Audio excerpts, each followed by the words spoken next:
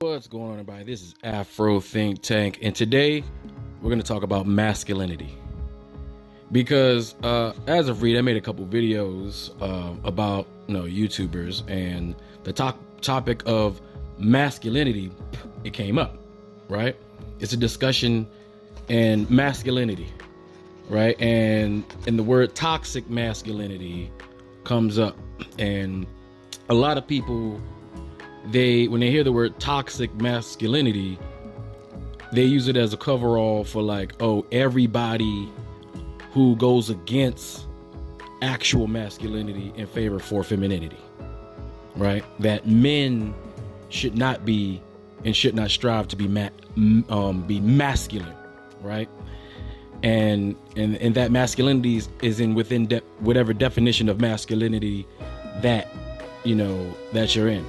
Right. And so in America, the ones who don't like the term toxic masculinity are the ones that believe that toxic masculinity is a coverall for any type of masculinity being shunned upon as toxic.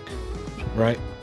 Which there are people in the feminist movement, various feminist movements, and other turncoat masculine or quote unquote pseudo turncoat masculine movements that also believe in that too. They believe that the majority of Western masculinity, and I'm saying that in the context of being an African born in America, we're talking about American masculinity or European based masculinity, because whether you like it or not, the Western world is based off of Europeans' definition of what masculinity is, because we live under their foundation. We may have our own culture and our own sense of masculinity, somewhat our own versions of it, but we still live under the institution of European masculinity, right? So, so with that being said, the African who lives in America's, our concept of masculinity is built and based off of the Europeans' form of masculinity, right? That's where we get our context from, right? Mostly. There are other influences for those detractors, but the majority of it, for us particular, African who living in America, African Americans, the ones that brought over here in the transatlantic slave trade, our main one is of the European persuasion, right? Is highly influenced because of that. Because we lost our cultural definition of masculinity when we were brought over here. Now, all I'm doing is talking facts, right? I'm not talking opinion right now. These are objective facts.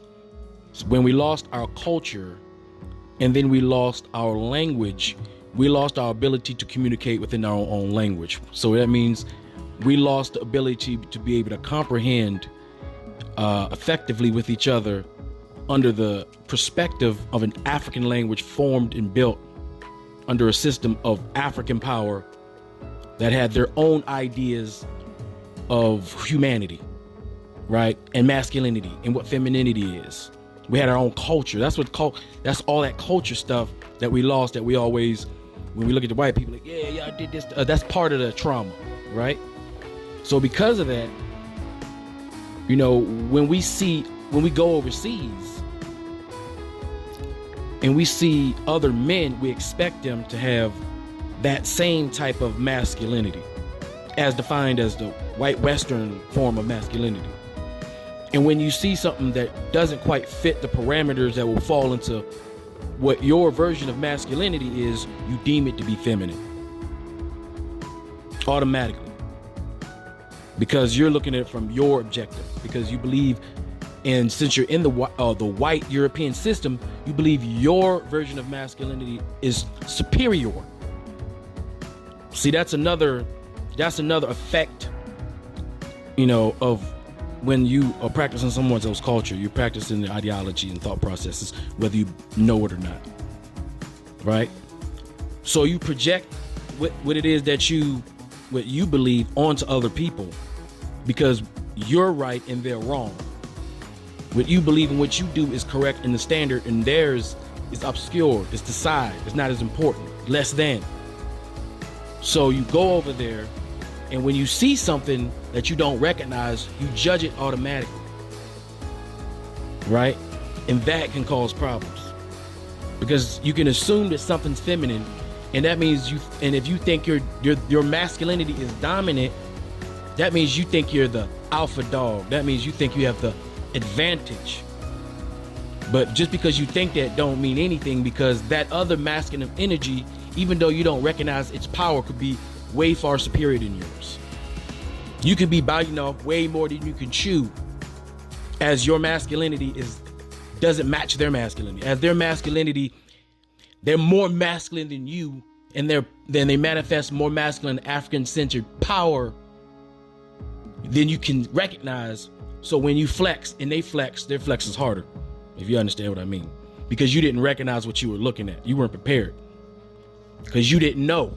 And it's not your fault. You just didn't know, because you're coming from the perspective of the European, right? And a lot of us African people, because the educational system has trained us this way. So it's not our fault. It's a symptom of our situation here. This is part of the trauma that we don't talk about, right? So, but the thing is, black masculinity is very strong. It is the strongest masculinity on the planet. It doesn't come close. No one comes close to the Africans' masculinity. Our power is unmatched. We're talking about raw masculinity. Raw, straight, by every culture's definition of masculinity within their systems, the height of what that is, we represent that. You understand what I'm saying? From everybody's perspective, from everybody's point of view, from everybody's cultural language and translation to what power is on its rawest level, African people represent that. You can see it in even other people's culture. You can see it. It's right there in front of you, but a lot of us don't pay attention to it because we're not even thinking on that level. You understand? That's why I say education is important. Understanding how to comprehend is important. Understanding how to navigate is important. Being smart should be something that you should strive to. The problem is, a lot of us, we think we're the smartest ones in the room, and we stop thinking. We stopped trying to learn after we get out of school, so we didn't like the European structured system of education that we were forced to participate in. It made us disinterested in the thing that we should be doing the most, which is learning constantly, knowing that a smart person knows he don't know nothing, that he needs to keep learning. That there's always something to learn every day, and that you should take pride in learning. It should be a priority every day about your environment. That's how we've survived as Africans. Keep in mind, we are the mothers and fathers of civilization, right? I go deep when I talk. I go deep when I'm talking, so I don't attract people who can't comprehend on a certain level, because they won't even be getting this. Only certain people can hear me because I'm speaking a different language here. All right?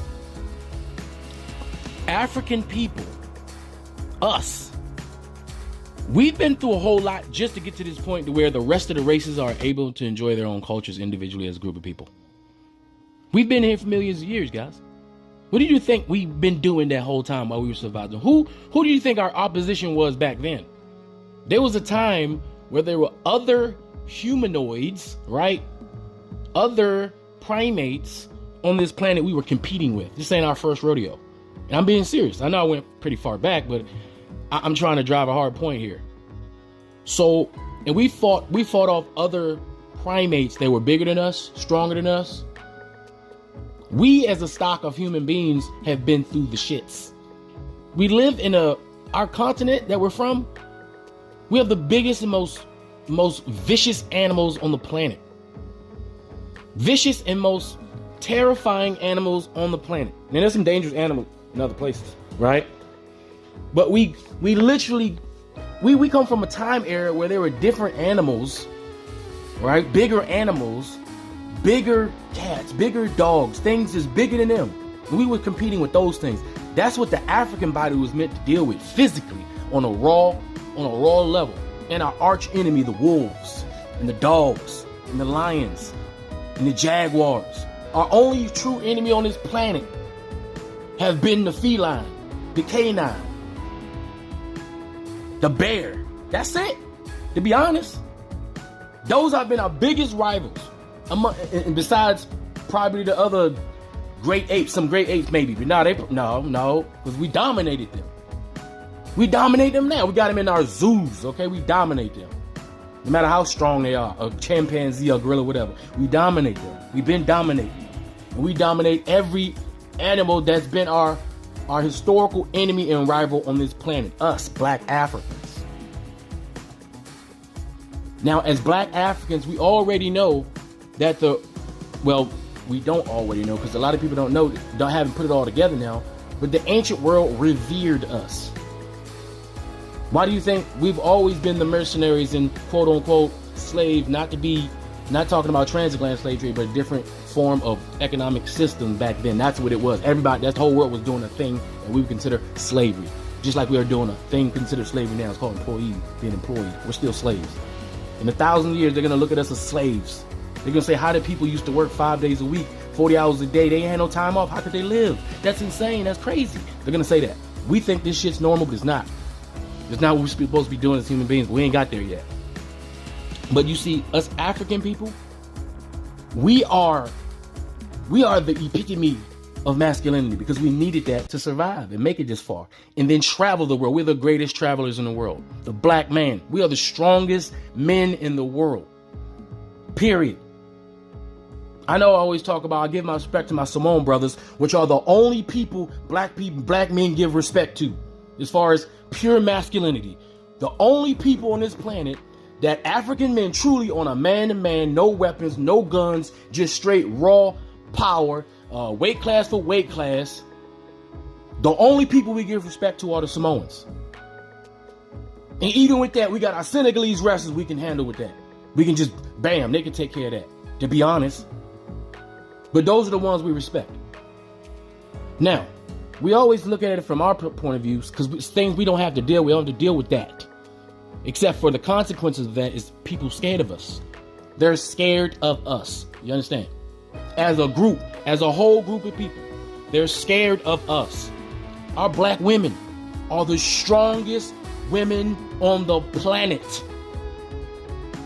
Our black women are the strongest. There's no woman, in respect to all women around the world, all women from all walks of life. But when it comes to it, there's no woman on the planet that's stronger than a black woman. Period. Cut and dry. Everybody knows it, and they all revere it. Now we just talking straight facts. You understand what I'm saying? I talk straight facts. You have to follow me. But we've always looked at it from our point of view because we don't have to really deal with it because it's us. We just talking about power, pure masculinity, pure power. Our black women have the most powerful form of femininity on the planet. Period. Period. Point blank, period. Now, we're not talking about the white Western idea of what femininity is. We're not talking about the white Western form of what femininity is. Because the white Western society, the one that we our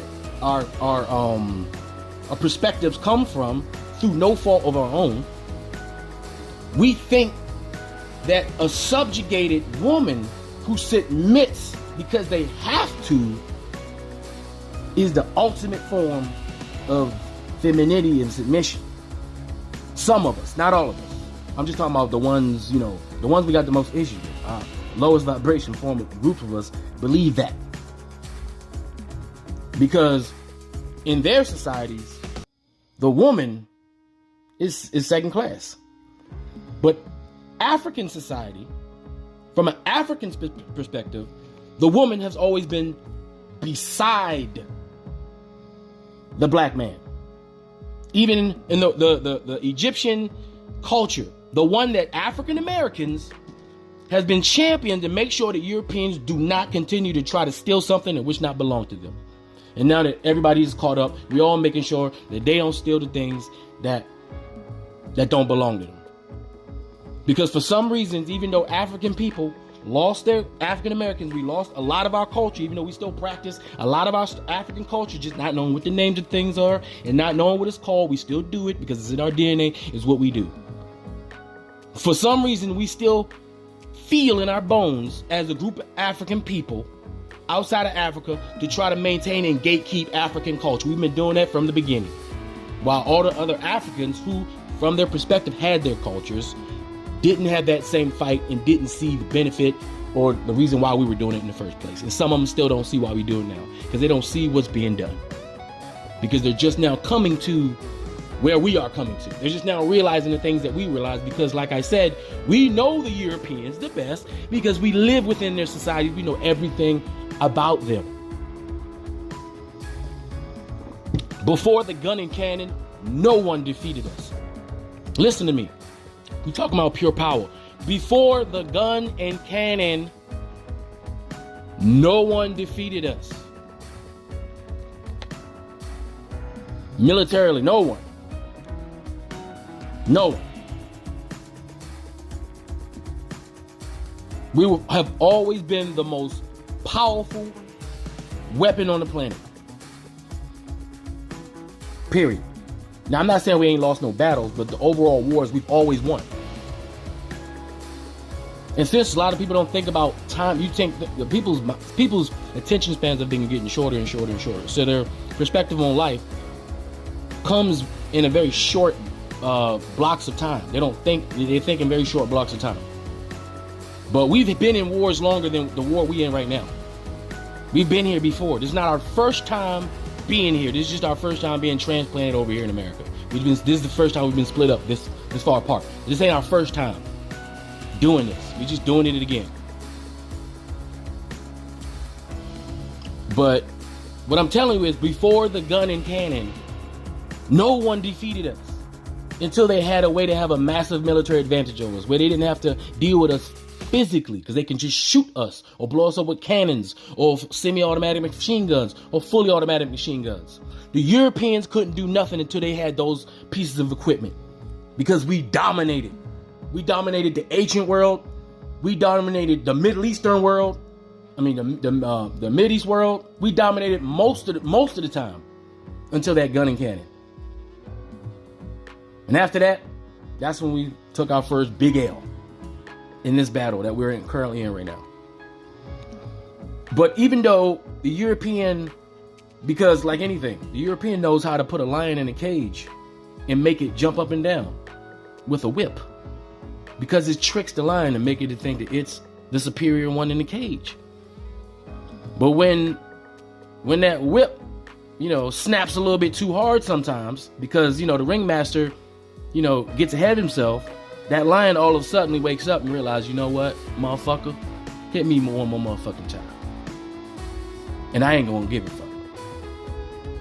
And what happens sometimes when that lion say, you know what, I don't give a fuck no more. All of a sudden, that raw power, man to man, beast for beast, that lion just, that ringmaster realized he wasn't nothing but food the whole time. But you see, the white man, he'll get in there with that lion. And he'll snap that whip, because he's brave enough to do that. You see, they're brave. They're brave. White men are brave. They may not be the superior physical raw power, but they're brave. And they're smart. And they're tricky. Because they got to be like that in order to dominate something like us. To get us to get in the cage and bounce back and forth. And hit us with the whip. But right now, it seems like they done hit us one too many times with that motherfucking whip. And now we like, you know what? Fuck it. I don't give a fuck no more. You ain't hit me with that whip no more. Hit me one more motherfucking time. That's where we at right now. Okay? That's why they're afraid. That's why they're afraid right now. Because of our power, overwhelming, dominant power. Everybody's afraid of us. Everybody's afraid of our women. Why do you think that an Asian man and a white man have no problem fighting our women? Because their highest level of masculinity is equal to our females' level of femininity. Our females' femininity is stronger than their male's masculinity. And they know it. That's why they'll fight a female toe to toe. And sometimes get their ass whipped. And we're not talking about the big exceptions like the Brock Lesnar's and the whole them big muscle body steroid taking mofo. That ain't natural. And some of them are just anomalies. And we got answers for that in our own community. We got brothers big like that too. And anytime we compete in these sports, which are physical competitions that's supposed to emulate war. That's what sports is for, emulating war. And when it's time to emulate war, guess who dominates? We do. Why do we dominate? Because our masculinity, our manly physical power is dominant. Do you understand? At its raw level. Doesn't matter if there's a gay person playing in the basketball game or in the football game or running track. It doesn't matter if it's a straight man. It doesn't matter if they wear dresses on the weekend. It don't matter. When they get on the field and it's about dominating the other person, we dominate. Period. We dominate, and not just that, we dominate in all other fields when given the opportunity and being able to get on the playing field. What makes us so dangerous is we're not only just dominant physically, but intellectually. We already know history has already told the story. Who has the greatest architectural achievements on the planet? It doesn't even come close. Who invented the most things that make us today a modern day society? Who? Right? That's why the age of information is so important. Why do you think they don't want you to learn about AP history? Why don't you think they don't want you to learn about your history or what it is that they did? Because they don't want us to realize that we are the lion and they're the ringmaster. Because they hit us one too many times, you understand? The worst thing is to compete with somebody that's physically stronger than you, intellectually more accomplished than you, on an equal playing field. We see the modern days world is ran by economics. See, the money, that's the whip right now. So we can get mad all you want because they got the whip, which is the money. Sanctions, that's what they call it. Sanctions. The US dollar, the thing we love so much, we love that whip. We love that whip. We live off that whip. We want that whip. We worship the whip. Hit us with the whip. Because, like I said, they're brave and they're cunning and they have ingenuity, them Europeans. And they know how to make that lion do tricks in the cage. Make him worship the whip and make him see that ringmaster as his master, as his friend. Pet him on the head, give him food every day. All you got to do is stand up there and do some tricks and roar every now and then. Black exploitation for the crowd, right? But right now we trying to leave the cage. But the thing is, you got to remember that there's people outside of the cage and they've been looking at us this whole time. And you got to think from their perspective. We are dangerous. Everybody's afraid of us. They're going to shoot us. You think they want to fight us? Hell no. Let's just be honest. They ain't doing that. They can talk rah, rah, rah all day long. When they ain't got the event, when they're not in the safari on the truck with the steel to shield them, with the door to shield them, they're not going to step outside, are they? They don't want to see it that bad. That's why they come and visit. They don't stay. But they're always in the truck. They're always in the tour van, right? Because they know it's dangerous out there. This is a different type of nature out there. That's how they view us. So as long as we stay here in the cage and keep doing these tricks, and by this point, I think we should all know what the tricks are. Hating on each other, fighting each other, not learning about each other, disrespecting each other, hating on our women to entertain white people, making death music to entertain white people and pay white people, when we got full and well we know we got the talent to make that same cranking ass music with smart, intelligent, African-centric positivity, and we'll still bump up the same way knowing we can do that. creating the market that will force the industries to actually pay the artists who have the talent to make that type of music, instead of paying the artist who's the stupidest and dumbest and worst for the communities, making them a millionaire so they can spread that degenerate shit around the world, so everybody can think African Americans ain't shit, or that Africans ain't shit, or that anything black ain't shit. We don't even need anybody. We got each other. But I'm just saying, that's what they do. That's why we the lion in the cage, you understand? Because we love the whip. That's that American money. That's why BRICS is important. We need to start looking at BRICS and see how we can invest as African people in the BRICS. Get out from underneath America. Because guess what? You complain about Haiti and y'all talk shit about Haiti sometimes. Y'all talk shit about Cuba, but you don't realize it's America and those U.S. sanctions that keep those countries that way. You know, that tax money that they take out your check every day is the thing that do that. Keep that in mind. You're part of the system, whether you volunteer or not, whether you know or not, whether you care or not. Right? But as African people as a whole, they're afraid of us. But they got their own masculinity too, so they're not going to admit it. Wolves don't want to back down unless they absolutely have to. The weaker wolf got the gun. We all know in the hood who the most dangerous person, right? The scariest dude with the gun. Not the man, not the one that throw the hands with you. No, it'd be the one that don't want to fight because he's afraid to get beat up with the gun. That's the most dangerous person. The ones that do all the killing are they're the weakest people. Remember that. The people who hurt people with guns are the weakest people in our communities. But they are praised as the strongest in our communities. Think about it. The media portrays them as the strongest in our communities. So when people see America, they view that as well, that degenerate shit, as our masculinity. Or the presentation of masculinity in America anyway, or what we're presenting as masculinity to the world. But that's just the weakest among us being portrayed as masculinity. But the raw power of us in general, they're afraid of that because it's dangerous to them. So they're always going to shoot us. They're always going to want to side against us. You think they want us to take control economically? You think they want the lion to grab the whip in the cage? Let the lion grab the whip in the cage. Or what if the lion had his own whip? Then what? That's what they're afraid of. They're afraid of that. Right? So with all that being said, right? So just on a base level, black people in general, our masculinity is unraveled. Our black women femininity is unrivaled. But see, because black men in general have that Western view of what it is to be feminine, we view that black female feminine energy as masculine. So we start saying, oh, they acting like a man.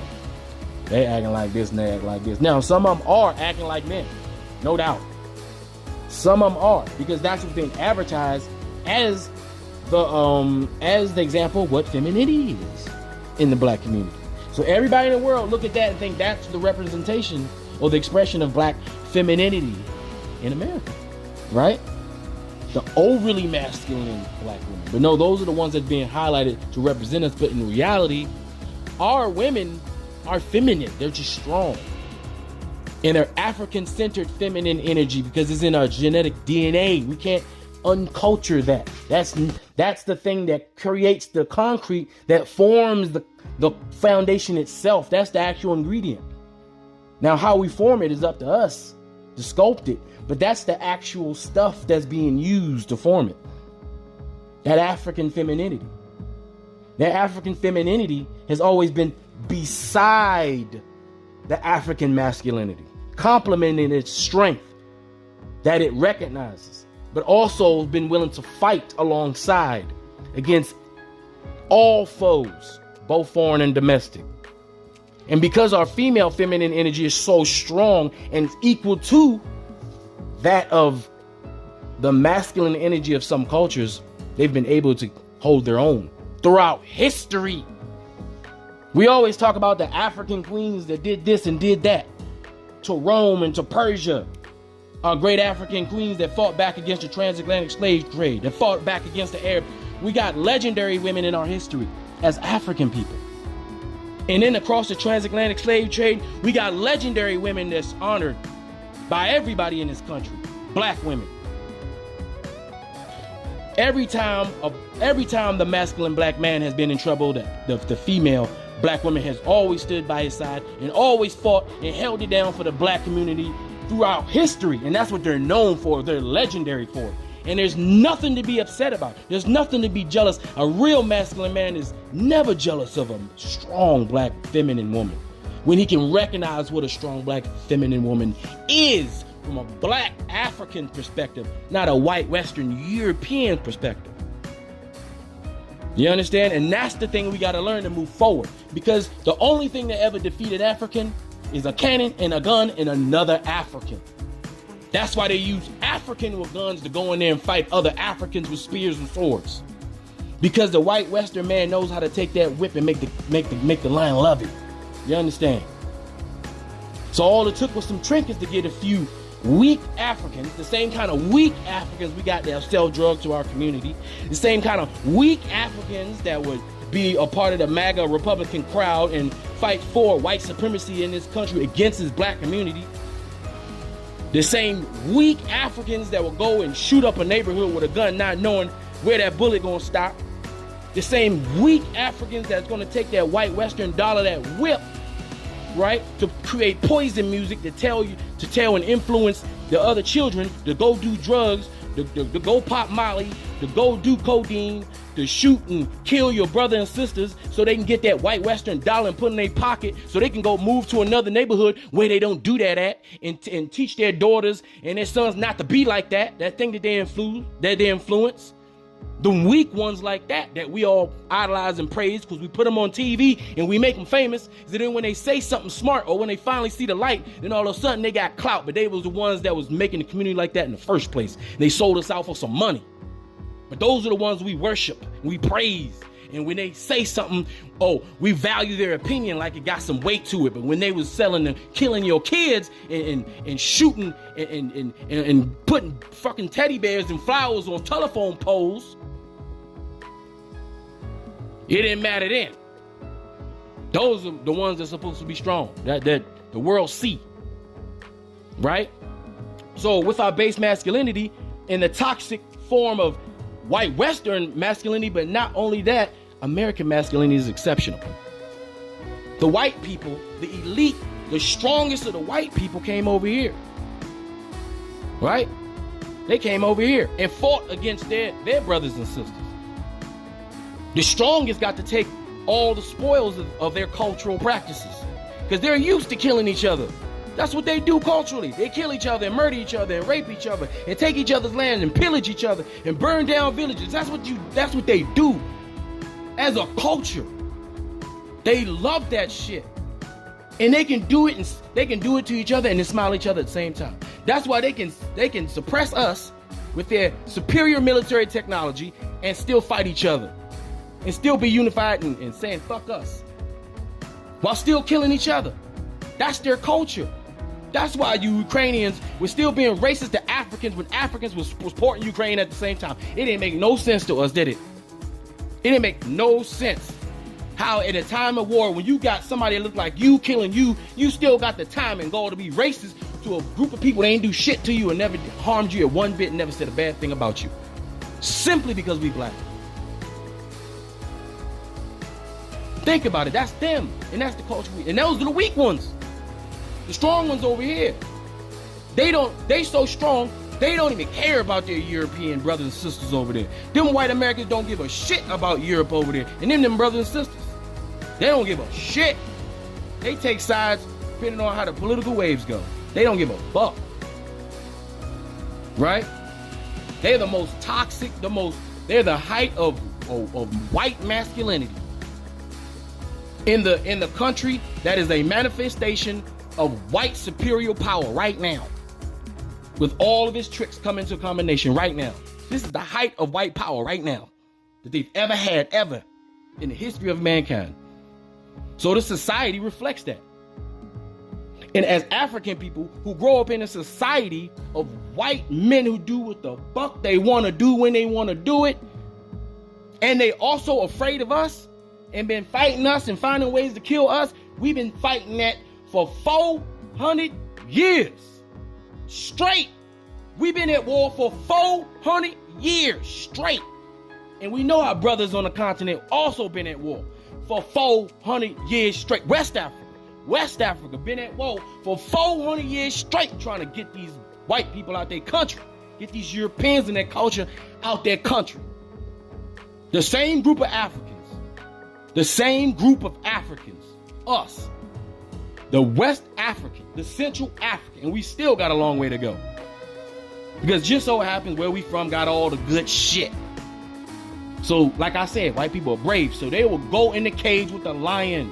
And if they ain't got a whip, now they gonna have a gun. And a cannon and a grenade. Because if they gonna kill both y'all. Because that's how hard they go. They ain't got to be the strongest in the room. They ain't got to be the smartest in the room. They just gotta be the one willing to do it. Pull the trigger. Willing to pull the clip. Willing to go the extra mile. Willing to forego all morals and humility to do what they gotta do to win the day. That's what they do. You gotta respect it. But so why you think they want those guns so bad? Why you think it's very important for them to have the guns? Because when you take the gun away, that's when they lose that advantage. And right now they're losing the advantage on a lot of things. We're catching up to them on a lot of things. They don't even like the fact that we have guns.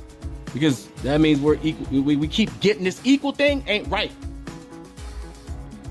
Because to them, equality is the lion and the man standing in the cage, and the man ain't got no gun, and he ain't got no whip. That's equal. That's equality. And that's how they see it from the other side. And that's how everybody see it. No matter where they are as Africans, that's how they see it. Now, when us, African Americans specifically, when we go to Africa, we go to West Africa, and we see somebody else's masculinity, we're coming from a spectrum of white superiority. And we have to check ourselves when it comes to that. And before we formulate any type of identifier or what we believe to be masculine energy, masculine power, what it is, or the definition, what it is to be a masculine man, or what it is to be a man in general. Because I think we all agree we know what a man is, and we all know what a woman is. All of that go with each other. But we also know what masculinity is, and we know what femininity is, and we know it's on a spectrum. And there's gonna always will be very strong masculine men and very, very feminine men. Always been like that since history. How that is constructed in society is based off that community and its morals. And an African-centered morality is something we need to pick up. But we also need to define what it is to be masculine from an African black-centered perspective. If you really do feel and proud of yourself, if you like to call yourself black and you consider yourself black or African, that's the way we should be going. We know we got a lot of traitors. There are a lot of turncoats. We got a lot of coons who prefer the white Western culture, and they always gonna be like that. And there's always gonna be people like that, and that's just the nature of the beast, because that's just how the world works, right? But I just wanted to sit here and talk about masculinity, and I just want you guys to realize that, you know, a lot of this shit that we got to deal with is because we just so fucking powerful. That's why women got to deal with so much shit, is because they're so fucking powerful, and both our powers complement each other. And the black woman is not more powerful than the black man at all. But she's powerful enough to hold the black man down when the black man is in trouble. And there's no other person on this planet that can railroad our black woman on an equal playing field, period. And we need to keep that in mind before we continue to disrespect our black women in America and around the world in front of all these people who are watching us like the lion in the cage get whipped by the master because we love the whip. Anyway, that's all I got to say. This is Afro Think Tank. Learn something, teach something. I'm out.